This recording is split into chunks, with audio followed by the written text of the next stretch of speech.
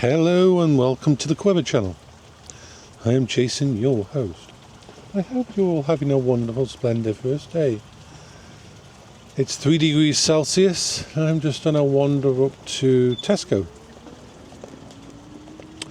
I want to talk about disabilities. Now the thing is, I'm going back to Munchies, which I love. I love singing there, I love doing my talks, and that's what I'm going to do. I'm going to have nothing to do with the admin side, I'm going to have nothing to do with any of the people that cause me problems. I'm just going to use the VR chat lock abilities and that, and just it'll be coming in on action. This is what I was developing as a coping strategy while I was away. Disconnecting myself from the triggers that certain people there caused. This is just the way it is. You see, some of the very worst people when it comes to disability is people who are two-faced, people who profess to be on the side of disabled people, but the moment a disabled person does something that they don't agree with, then, oh, why are you acting like that? That isn't how I act. It goes even worse than that, though. You have people who say this, and this is a classic. I've got ADHD and I don't act like that. I'm autistic and I don't act like that. I've got bipolar and I don't act like that. You may have come across people like this. See, the thing is, disabilities are unique. Everybody is different. These are the same people who say, oh yes, I'm an ally of disabled people, I'm there for disabled people, and then the first time they're at a party and a person with Tourette's swears or does something uncomfortable, they're like, that's not right, they shouldn't be doing that, that's not right. These are the same people who take all the credit and the kudos for being good people and wonderful people and people who are on the surface really good, but they're really just, how can I put it, very two-faced, and they talk about you in private. They have their little clique, they enjoy themselves with their little thing, they bolster each other's lies, they bolster each other's thingy. It's a true echo chamber for them, and they applaud each other and they like each other, and it's wonderful to see. But they're not really open to anything. You see, right from the very first time I got on stage, I let everybody know that I didn't have the ability to lie. Now, when I tell people disability, and this is officially in my autistic diagnosis, it's actually on a big, huge, it's about a 30-page long document that was put together after my assessment by autistic professionals and the UK autistic spectrum disorder charity and all the stuff that they do and the things that they put together. So I have the diagnosis, and part of it is my inability to let's put it this way, my social side has a lot to be wanting. I will be very blunt, I will always be very blunt, I will always say things. I can't not say things. I can't not say what I see as the truth. It's just the way it is. There is no way around that. It is part of my disability. And I'm happy that someone else who's got ADHD doesn't have this problem, or someone else that's autistic doesn't have this issue, because that's the whole point. Autism, disability, ADHD, all those things are very different. I am officially diagnosed with bipolar type 2, autistic spectrum disorder and ADHD, and they all interlock and work together and cause hassle for me and problems for me, and it's a wonderful thing to deal with. Yes, I'm being sarcastic. It is not a wonderful thing, because I've lost many friends. I've lost many communities in the past due to this. And I always warn people, I say, yeah, you say now that you want the truth. You say now that you're okay. You say now that you're cool with me being true to myself. And I have to be true to myself. This isn't something that can be fixed. This isn't something that I can get past. I can make incremental changes, but if someone says something stupid, I'm going to say they're saying something stupid. If someone says something that's wrong, I will say that it's wrong. It's just the way my brain is, and there's no way to get around that. There's fucking no way to get around that. I can't. And I always warn people. I tell people right at the start of friendships that this is how I'm going to be. But on the plus side, you never, ever, ever have to worry about what I think of you. You never, ever have to worry about whether I'm being genuine when I talk to you. Because unlike a massive amount of people online and that, I am me. Just me. And there's nothing I can do about that. And people who've met me in real life see that, oh, you're just exactly the same as you are online. Yes, exactly. Why is this an issue? Why is it that people find this surprising? That I'm just as honest and forthright and just can't... I won't go into it, but I did something a few days ago when some friends were visiting that was social society thing, faux pas. I was trying my best not to, but it happened. And it's like, So the worst people aren't the people that don't understand. They aren't the people. They are the people who profess to be the allies. They are the people who profess to be the good people. They're the people who profess to understand.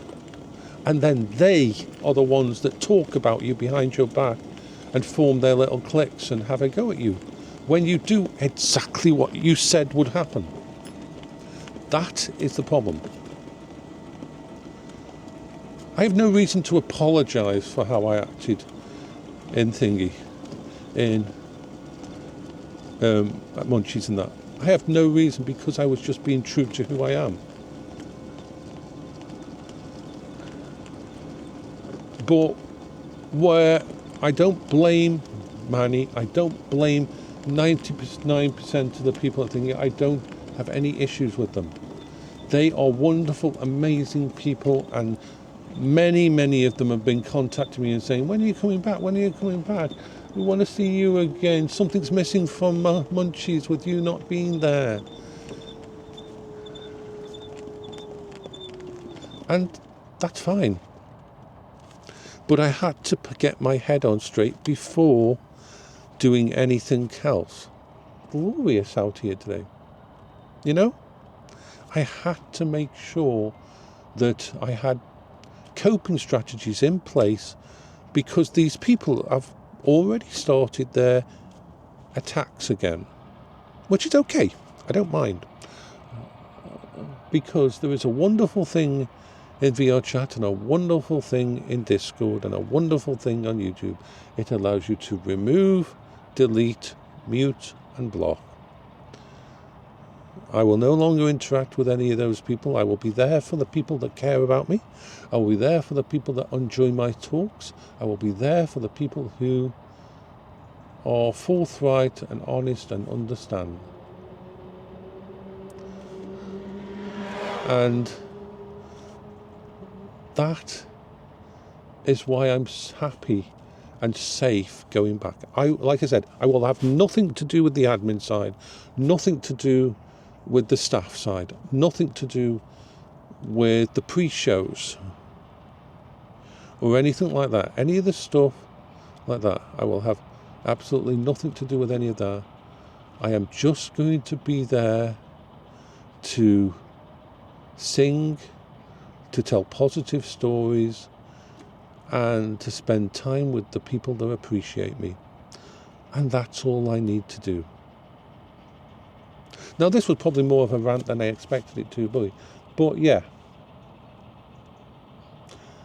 It is a pet peeve of mine that people who say they understand disabled people, that they're there for disabled people. The minute you do something as a disabled person that doesn't fit into their view of the world, you're just being rude, you're just being this, you're just being nasty, you're just being thingy. No, I'm not. No, I'm not. I'm being true to me. And that's the only way I can survive. I have to live my life this way. Do you think it's easy? Do you think it's easy to know that I will lose friends all through my life? Do you think it's easy to know that I have lost out many, many times in the past? Do you think it's easy to know that I know that I will hurt my friends? I try my best. I do what I can to mitigate. Believe me, it's like, for example, had a situation come up at the weekend.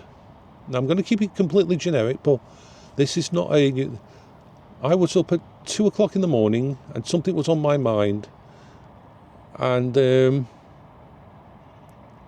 I wanted to talk to someone right there and then.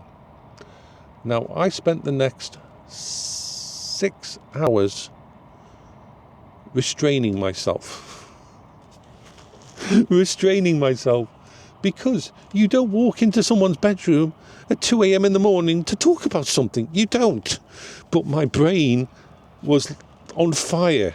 My brain was fucking on fire for those times.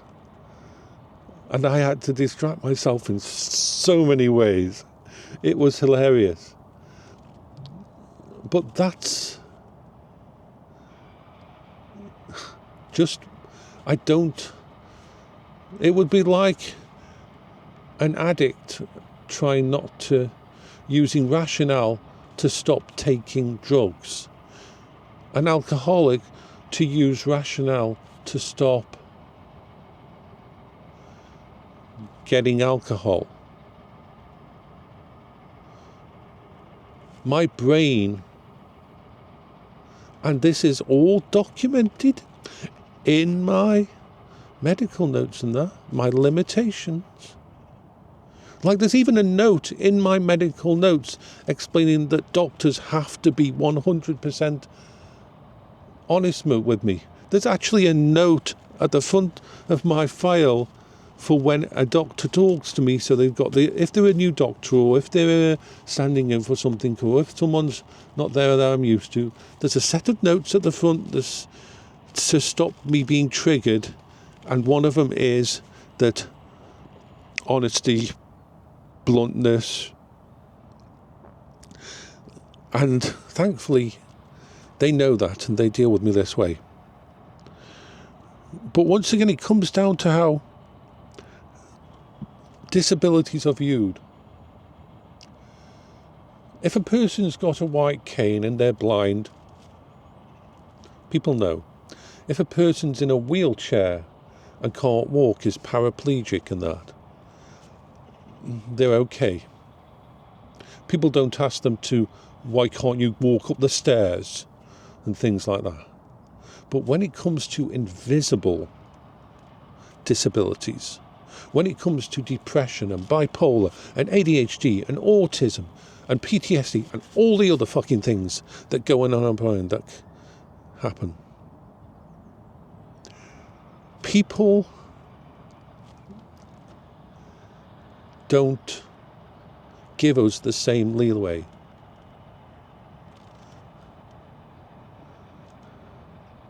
It's like almost their rational side of their brain say, oh yeah, I understand, yes, they nod their head, they say, yeah, you're okay, yeah, I understand that, you're like this, yeah. Why are you repeating this? Why do I repeat it? Why is it when I was at Munchies and that, why is it that a lot of my vlogs and that all revolve around the same thing of me trying to explain hidden disabilities and what they're like, and how I always try to explain about being extremely blunt and honest and almost like it's used to be classed as part of the Asperger's type thing, where you have zero social skills and you will just say what you will upset and piss well Asperger's. But now they don't call it Asperger's. It's all under the same autistic spectrum disorder ban, because things you're not, even by calling someone Asperger's, you're putting them in a box of Asperger's, and most autistic situations are not limited to a single little box out there. So this is the thing.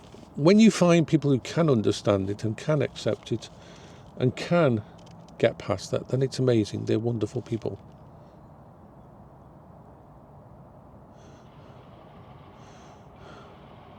But yeah, the reason I rant and passion about this so fucking much is because I deal with it, and so many other people deal with it.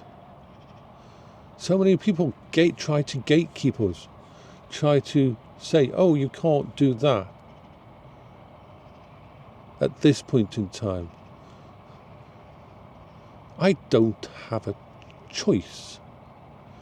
I can try all I want, but I don't have a choice. So I have to create coping strategies, which is why me coming back to Munchies was such a hard decision, and I had to make sure it took months for me to actually create a coping strategy that would allow me to do it. This weekend I went on the Twitch stream for Munchies for the first time, and before that I allowed people to tell me how things were going in there at Munchies and that, and I had to be very aware, and as people were talking to me or while I was watching the Twitch stream, I had to be aware if anything was going to trigger me, that anything was going to cause a problem for me. And in the end I found, yeah, I'm strong enough. I've got my new coping strategies, my new ability. I'm going to take a look at some advice from some people, and just basically I'm not going to try to even interact with these people anymore who cause me problems, because they are a minority. They are a very small minority. You can count them on almost less than one hand. It's like there is such a low minority of the people who are being like that.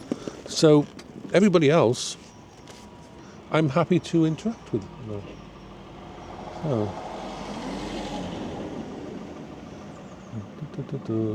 So, this is Jason for the Quever channel. I'm going to restart a new video, and let's talk about normal stuff now. Other stuff.